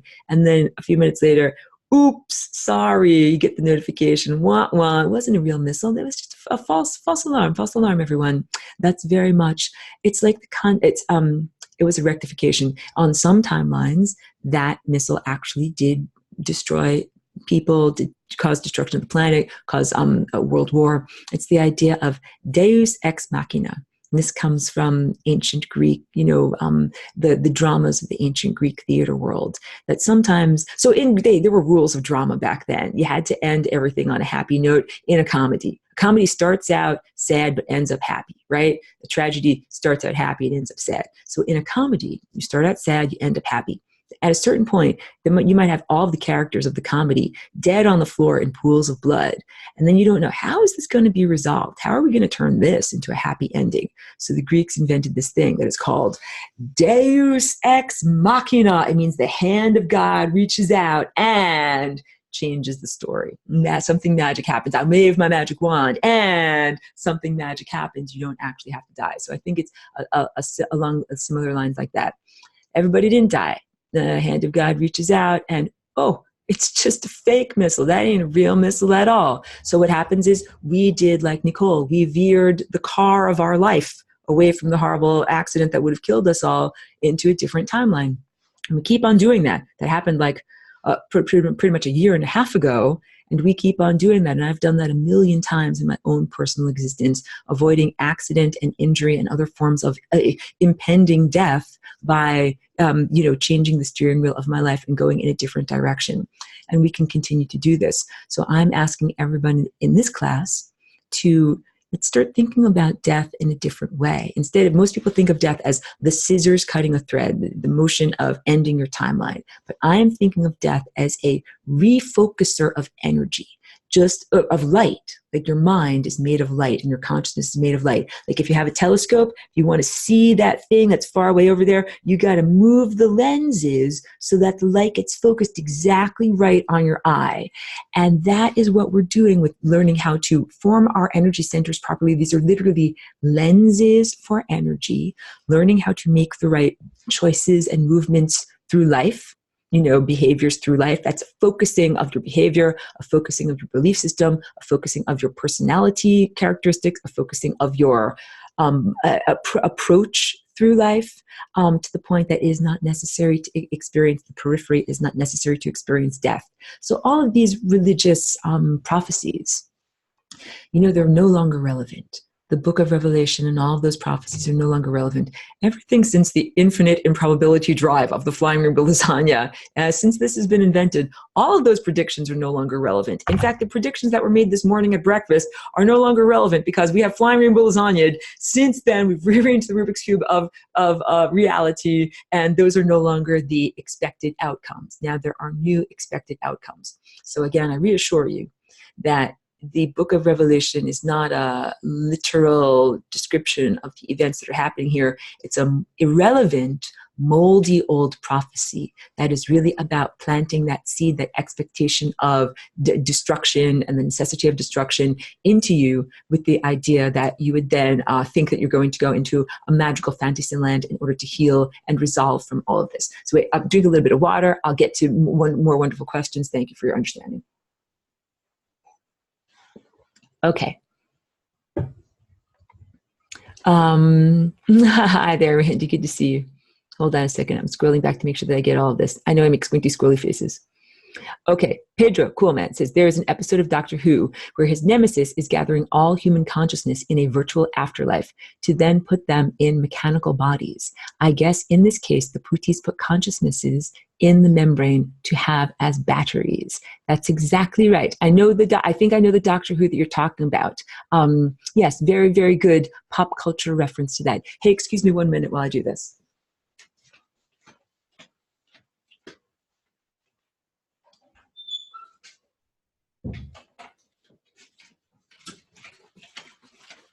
Very difficult to hear with the sound of the running water. Thank you. Chloe Bell says, the end of the Kali Yuga. Exactly. That's in the Hindu tradition. So I'm not as familiar, I'm not as educated in my understanding of earth culture with the Hindu tradition. So, but there is still that sense of the end of the world for there. She says, which is also considered to be the end when Shiva comes to destroy. Yes, exactly. So it's not just the Judeo-Christian and Western culture. This is also an expectation that's in the Far East. It's like they pretty much painted the entire world. They painted the entire paintbrush. They did this everywhere, so that pretty much most people would come to accept, expect, and even embrace death. Death is not something to be embraced, guys. I got to tell you, it is something to be avoided and danced beyond. Let's say dance beyond death.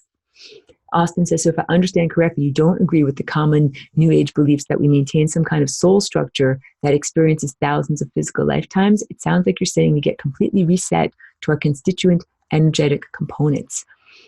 How can I answer your question? There are personality characteristics that are on this central core timeline here that are the real you. And I would say those personality characteristics would be expressed no matter what biological or non-biological form you experience. So I am very creative. Me, Aurora, this abstract presence, I'm creative no matter what type or style of body I'm wearing. So if I'm in a human body, I'm a painter and a musician and, a creative person in that sense. If I were a puffer fish, I would make those little sand mandalas on the bottom of the ocean the way they do that with their bellies. If I were a rock shrimp, I would make very creative little bubbles that they make and pop with their hands. If I were a dolphin, I would make creative little clicking noises with my supersonic brain. If I were a tree, I would make very creative limbs that are way that they are growing and everything like that. I think you understand that it's a basic part of my personality. So you would recognize me in many different forms. Be like, that looks like Aurora painted that. and it happens to be a butterfly's wings or something like that. So you can also recognize I have lightheartedness. I have a sense of humorousness. That's another part of and my humor is not the yo mama humor or anything that is about feeding off of other people's misery. It is a lighthearted approach and a humorous viewpoint of looking at the absurdity of existence. And I think that you kind of get that. You could recognize that even if I were embodied in a different type of body. So these are eternal personality characteristics that we express through various different experiences. And then there are temporal aspects of self that are literally just that version of you because you're stuck in that place in time. So not all versions of me have long hair. Not all versions of me wear dresses that have colors on them. Not all versions of me, wear a necklace or sit in a chair. I cannot identify with those things as the me. Like, I'm always a person that has long hair. No, I'm not always a person. I don't always have long hair. And this is a big lesson for me because a lot of the time I'm an abstraction. And it's not a lot of the time that I have a face and two arms and two legs. So I identify with myself as this abstraction, and it is a novelty to be here in embodiment and to have these temporal characteristics. That's like saying if you're using something temporarily, you're like, oh, how unusual. Like, I'm using this temporarily. I won't have it all the time, but I appreciate it for while I have it. Like, yes, I appreciate it very much. And what will happen to our bodies? Like, because this is big. We're getting onto the idea of the Christian rapture, because the whole point of Book of Revelation is that it says, bad stuff is going to happen. Evil's going to come. There's going to be tribulations. Rivers of blood will run. And then you get to the good stuff. Then you get to the rapture and going up. And again, I'm not mocking anyone. When I first came here and I took a survey of, the Judeo-Christian culture, and I read about this, I thought it was very poetic and very beautiful, actually. The image of people floating upward, wearing a white gown, going into a beautiful blue sky with puffy clouds. And it's a beautiful image. It's kind of like if people are enamored of a bearded man and they say, Jesus, take the wheel. I love you. Carry me through my life. I understand that level of requiring friendship and assistance and looking for family. I understand all that. I'm not condescending to any of that. It's even if it is not accurate. So it is beautiful poetic interpretation to think of floating upwards on a white dress and to live in a literal cloud in the sky. But that is not what is happening. What is happening is a transformation or metamorphosis, a rearrangement of our physical molecular structure and energy structure and consciousness into a new shape. And being in that new shape does not mean that you fly upwards, even though I call this flying rainbow lasagna. It's not the sitting on the ground rainbow lasagna. It's not the sitting on the couch rainbow lasagna. It is the flying rainbow lasagna. It is flying through time, space, and consciousness. That means we're moving through time. We are having a transformative experience, because everyone thinks of clank, clank, metal spaceship. I'm looking in the sky. I'm looking to see, is there something flying across there? Well, guess what? You're flying through space, time, and consciousness right now. You're on board right now. You are flying right now. And it's the physical body that is the vehicle. And once again, it's your physical body emanates these energy centers and these chakras. And that's your vehicle. That's how you fly around. And the idea is that when we cultivate our energy to this point of virtuosity, it is not necessary to have your physical body die. The cells of your physical body transform. You transform. You change from being the little inchworm caterpillar that can only go along like this flatly into a butterfly that can jump off and go through time in a nonlinear manner. And that's it. Our consciousness has become much more free when we make this transformation. We become the right shape to be able to get through the keyhole of time. So Randy says, Randy's making a joke. That's cool. Justin says, what are the ETs I used to see in my third eye during meditation? I do not know. You would have to tell me, watching me. So I guess they don't ride in those clank clanks. Okay, so you got to understand. There's synthetic telepathy that goes on here that is not natural telepathy. Synthetic telepathy can be verbalized, where you hear someone say, go eat a peanut butter and jelly sandwich. I am the voice of God. Or there can be synthetic or augmented imagery, where someone doesn't tell you verbally, but they show you a picture of a peanut butter and jelly sandwich. All of those things can be done artificially. It's not real. It's not natural. It's a projection. So everybody's got to practice high levels of discernment so that you do not get false images projected into your mind and believe in them as true. You have to use, you use discernment with your tongue to taste something. Like, is it good? Yeah, it's good. I'll eat more of that. Or you taste it. Like, no, don't eat more of that. You have to be the same way with your inner eye, with your inner vision. When you touch on something, does it feel true? Does it taste true? Or does it not taste true? You have to be the determinant of that. That is part of our journey being here. I cannot tell you that.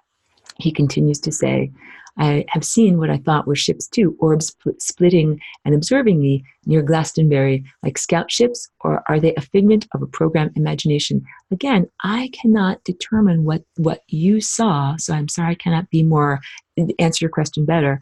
That's also like, I'll never lie or shine you on. Like if I don't know something, I'll say, I don't know. Those are good questions. Marco says, Hawaii missile. Was that an effort of the war profiteers to create a world war? Heck yeah. Not only war profiteers, but the harvesters of energy. Nothing is better than just poof, do a big old blast of missiles and kill everybody. Then you got a lot of souls to harvest, right? You've disrupted the physical chakra to the point that the other chakras cannot exist. Where does the energy go? Time to get my harvest. I'm going to get my straw or like my vacuum cleaner. I'm going to harvest some energy, going to drink it on up. That's what they want to do. I know, and I'm silly when I say this. It's horrible. That's a horrible thing to happen. Someone wants to kill you and drink you through a straw. That's horrible. Oh my God. I'm sorry to say this. I'm definitely overtired. He says, but has it been averted by cooperation of the big country's military to avoid the destructive path? It has been averted not by the military, but by Deus ex machina, our own partnership as embodied organic humans and the great conductor, great composer, that said, no, I don't want you to kill all of my musicians right now. I want my musicians to actually keep their instruments or bodies and tune up their instruments and play even better music. What we're eventually moving into is a state of heaven on earth, and that's actually what I was learning about and talking to other people about this weekend at this gathering that I went to. And I went with the representation of Flying Rainbow Lasagna to teach people about transforming matter, and transforming our cellular structure. This is what we are doing. We are transforming our experience on earth from the expectation of suffering and the necessity of death and everything that's been going on here, which is pretty much like living hell, into living heaven. Stephanie says, okay, there's Christ consciousness in the way that Jesus is perceived isn't actually real. Although there once was a teacher who roamed the earth to help us. Yeah, it is my understanding that there was an actual embodied teacher, and there have been many teachers, and that this one particular teacher, like his songs got co-opted. Imagine if you were an indie musician, right? And you just played the electric guitar and you did not have fancy clothes in any way, but you were really good, like rock star good. And instead of getting a big contract and being really famous like Elvis, you got totally suppressed. But they stole your material, like they stole your persona, they stole your hairstyle, they stole your songs, and then they changed them a little bit and had like some other imposter sing them. I think that's what went on with Yeshua and Jesus. I think that the actual teacher was a man of great integrity with, very important, message of love to come here and sing for the world. And that message of love was profoundly distorted. They took the words and the melody, they turned it into something really not that good. We were joking about like, what's the worst band? So it got covered by the worst band or whatever. They turned it into a Metallica song. I'm sorry if you like Metallica. And it is not being played the way the artist intended it. And it's not very cool. So people who pray to Jesus are actually sending their mental creation energy to a fiction, simulation that doesn't actually exist, that actually contains a lot of very harmful, I want to say like toxic expectations, harmful expectations that are not healthy because they do not lead to eternal life. Marco says, I love your humor. Thank you very much. Thank you very much. Tip your waitress. So as an abstraction, you live on, but not necessarily in a human body, or he says, or as a human body. Ding! Yes, that's exactly right. So right now I'm in a human body. If I died, what would happen is my consciousness would no longer inhabit this physical vessel, and the physical vessel would, decompose. It would go through various states of liquefaction, and then eventually its puzzle pieces would fall apart. It would just be molecules. Or if you cremated the body, it would change state from being solid to being light and heat. That's what happens. If you put something in a fire, you take something that is matter and you turn it back into light and heat. But in terms of, if you have physically died, it takes the external fire to do that transformation. When you do this real transformation or metamorphosis or ascension, But ascension is not, I think, the way many other people are talking about it, which is why I'm now hesitating to use that word, this inner metamorphosis and transformation. You are kindled by a fire from within, and it is a psychic fire. It is a life vitality fire. You could say that it is related to Kundalini, but it's not exactly the same. It is being filled with so much life force energy. And this is what happened in Atlantis. In Atlantis, instead of dying, you ascended in this way. You sat surrounded by everyone who ever knew you in your life and were celebrated while you surrounded yourself by this transformative force field, and everybody cheered you on. They were like, go, go, go, go, go. You're great. You're awesome. You're awesome. You're awesome. And you transform all of the physical solidified light back into light. And then you become this literally indestructible being that is no longer physical. Your physical body is the fuel for this transformation. And that's why I tell everyone it is so vitally important to do all the work of caring for your physical body. It's not that you get out of your body or leave your body. Calgon, take me away, make me leave my body. And it's not like you fly off the surface of your planet. You transform the physical structure of your body. You transform the physical structure of this planet. So this is what is happening in terms of, if you think of the fulfillment of biblical prophecy, it is the transformation of life on this planet. It is the return of our consciousness to knowing that we are a piece on this mosaic of composite consciousness. And it is a redefinition of death, that we're focusing all of the awareness of our life and being into this timeline now. That is the timeline where you don't have to die. And then instead of dying, transform and maintain your sense of self. But when you do that transformation with everyone saying, go, go, go, go, go, it might not look the same.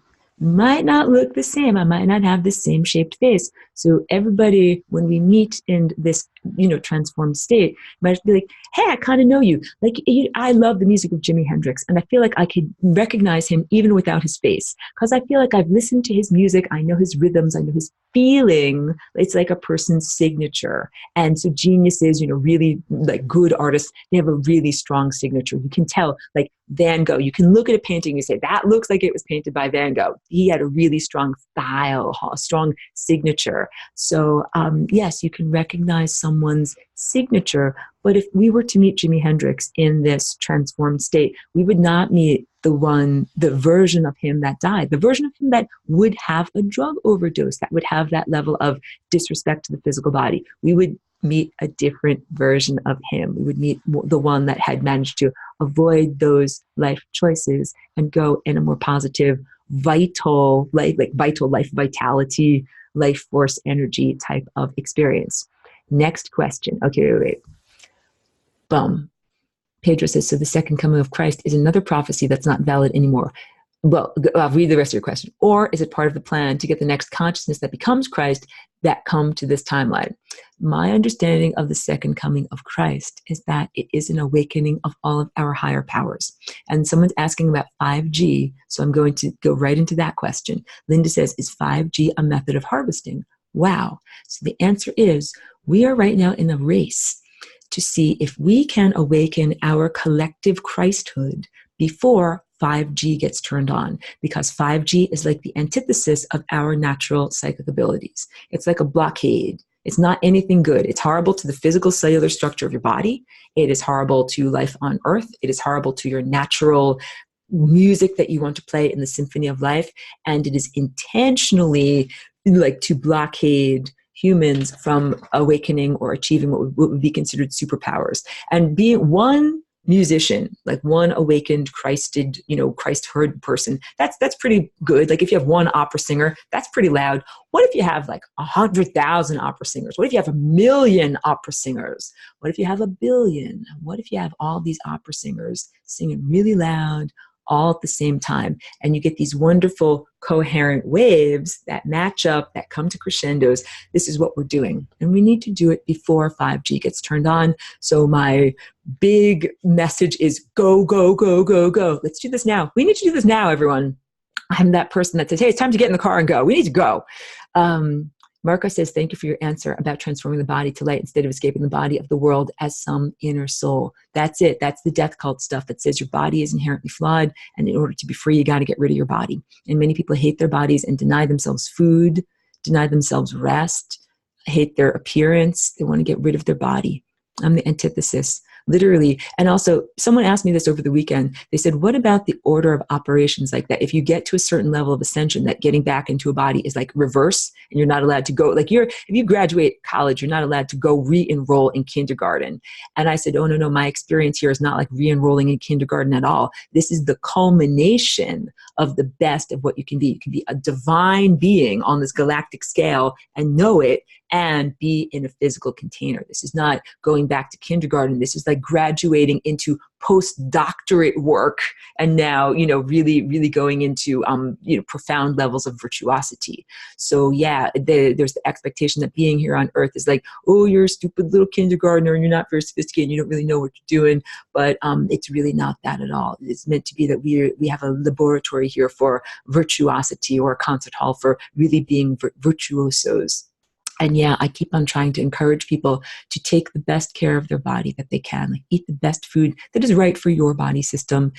Do rest and do exercise. And if you have do I buy the food or do I pay the electric bill? Like, buy the food. You are more important than the electric bill. Give them like $10. You spend the rest on the groceries. This is, what I'm trying to say. Prioritize your own nourishment, your own health and vitality, beyond what society encourages you to do, because society will say, deprioritize the health of your own body so that you can make $1, right? How many jobs are dangerous or degrading to the human body just so that you can get money?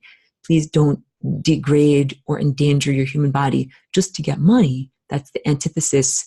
You're supposed to cultivate your body. So please cultivate your body through yoga and exercise and all the things that we do in order to be even greater and more vital, and have a body structure. You got to have flesh in order to transform. So this whole thing of denial of the flesh and wanting to eat nothing and get very, very skinny, no, don't be that way. I want you guys to know I'm slender, but I have muscles and I eat a lot. I eat a lot on purpose. Justin says, so well put about 5G. Holy shit, it is a race. Thank you. And I say that not to make anybody feel afraid, but literally, I'm often this person that's kind of looking at the clock, and it's like, hey, if we want to get to that movie, we got to get going. That restaurant is going to close. We got to get going. It is time to pick up the pace. Let's get in the car and go now. That is me. Let's go. Come on. Drill Sergeant says it. Pedro says we should have a meeting to join our Merkabahs, FRLs, and reality creation to join forces, so to speak. That is exactly what is going on right now. That is the Christhood. So I find that it's easier for me to connect in person, kind of like Wi-Fi pairing. If I meet someone in person, we kind of do the connection. And then even when we're no longer geographically local, then it's still easier for me to tune into them telepathically. And no offense to anyone who's in this class, because I love you all. And I feel very real love coming back from you, and I send out very real love to you, but it's harder to do it through this digital format. And also I see sometimes names in the little icons, but not necessarily people's faces. It's way easier for me to connect with someone who has a face and you can kind of feel their energy signature. So yeah, we will all of us that are these facets of this large awakened Christ being. We will all be connected through telepathy. I'm finding that it's right now awakening in small pockets, where you might have a group of people that meet and then are able to kind of connect their minds in person, and then they begin to connect their minds non-locally through a dreaming experience or through meditation or through telepathy. This is love telepathy, and it's all powered by love. I had a lot of experiences of that over the weekend, and I'm certain that it will continue as new students enter the class. So yeah, there's a whole aspect of this class that is purely telepathic.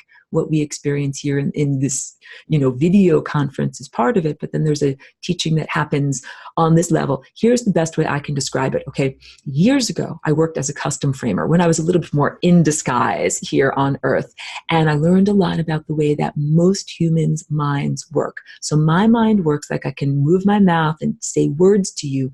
Those words, I'm also sending and projecting mental pictures and more background than just what the words are. So when someone would come into the store and they wanted to have a piece of art framed, I would start to say to them, well, do you know what style of frame you want? Do you want something wood, contemporary, abstract, this, that? I would throw out some words. And as I was doing that, I would beam pictures to their mind. Do you want a plain black frame? Do you want something that's fat, something that's skinny? And it became evident to me over not that much time that a lot of people weren't getting any of the pictures that I was sending, because they were like, They couldn't answer my questions. Like, do you want this? Do you want this?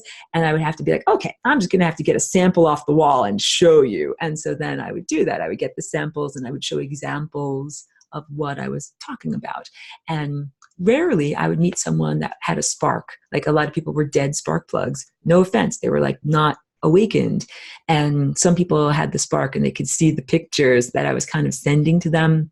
And that was whatever, 13 or 15 years ago. So humanity has done a lot of self-cultivation. And also I've now begun to connect directly and circulate with a different level of people that have done more of the inner work, so that it makes it possible to be on that telepathic bridge of love. I'm going to wrap this up pretty soon. But yes, this is the new experience that we are moving into. And it's necessary for us to awaken this telepathy with such urgency. It reminds me a lot, like I say, this is like giving birth. You know, when babies are in the womb, it is comfortable and it is safe and good. At a certain point, it is too small. There is not enough room and there is not enough food. And the birth journey is very difficult and painful on both the mother and the child, but it has to happen. This is what I'm seeing, like in the awakening of the higher faculties and coming online in terms of our Christ collective consciousness, that it's necessary. It needs to happen now. There's no more room and there's no more food, and it's really time to get in the car and go, because otherwise we're going to be late. So yes, we are going to have physical meetings, and we already have non-physical meetings. Chloe says so beautifully, your body is your temple. And that is correct. It really is. Justin says, sounds good. That's what I'm looking for. I love it. And Linda says, what are some things we can do daily to help create our own FRL? Thank you very much. So a big part of it is cultivating enough energy. I've said this in this class before. Anytime that you hear internalized vocalizations in your mind, something that thinks, I need to eat a peanut butter and jelly sandwich. Like, you don't need to eat that. You don't need to think that to know that your tummy wants food. Whenever you hear vocalizations up here, it is an inefficient engine. It's an engine that is making noise instead of being totally frictionless and totally smooth and silent. So cutting out the mental chatter is a big part of getting energy. Sun gazing is another big part of getting energy. Like, you got to get gas in your car to make your car go. You get gas in your car by sun gazing. You get gas in your car by eating food. But you got to eat your food mindfully. That means not in distraction, like while you're driving your car and talking on your phone and doing 10 million other things. You're supposed to eat it and taste it and feel it and love it and imprint upon the moment of experience of it coming inside of you. And then it's really light that is coming inside of you. And then you got to have awesome music. I mean, it's kind of hard to dance without music. I can do it. I've done it. Believe me, I can dance anywhere. But much better to have some actual music and also have a little bit of an attitude. Because I was telling people also, it is totally sane and rational in the face of adversity to choose to dance. Like, don't pick up a gun, don't pick up a bomb, don't do some kind of violence thing that doesn't solve things, that doesn't get us where we want to go. If you have a problem with money, or if you have a problem with some life circumstance, tearing your hair out is not an effective solution. An effective solution is going into an incredibly joyful state of dancing and making new things happen in reality. And so the beings that hate you, that hate all of us, would like us to never know that we have these wonderful inner capacities, would like us to remain victims in a state of despair, and would say, that's stupid. Like, you're in prison and you're going to dance and joy. You're so stupid. Like, I'm trying to make a sneering face. Yes, I would dance in joy no matter where. And that is how you get free. That is how you do it. And Pedro says, violence feeds the pooties. That is absolutely correct. And that's why I'm not an advocate for violence, and I'm not an advocate for death. Like, if we said, like, we've got all these people and they're doing wrong and they're wicked or whatever, cut off their heads with the guillotine. I'm like, no. How about like a machine gun? No, don't get a guillotine and don't shoot everybody with a machine gun, because that just puts more energy on the membrane of death. Got to send these consciousness residues to a state of entropy. It means we don't feed them, and we literally take away their energy, take away their money. That's their physical money. Well, we'll get into that lesson about sexuality and energy harvesting through sexuality in future weeks. Thank you so much, guys. I tell you, my voice is very tired. It is time for me to get some good rest. And thank you so much for understanding, if I need to wrap things up for today. Thank you so much, Marca. Thank you so much, Pedro. Thank you. Pedro says, today's lasagna was very tasty. I appreciate that. Thank you. I tried hard. Thank you very much, guys. Got to wrap it up. And so, yes, thank you so much, Chloe. Absolutely. So next week, the lesson on cancer, we're going to fit in a lesson on sexuality. We'll have a wrap up for the semester and then get everybody on board for early June. We will restart. We're not even going to have a break. We're not even going to have like a summer vacation. We're just going to go right back to learning because we're the advanced jazz band and we love to play. All right. Thank you so much, guys. And I would say, I love you profoundly. Linda's saying, I love you. I love you too. I love you. Thank you. I love you very much. And I hope you can feel my love even through like the digital screen. Thank you so much. Okay.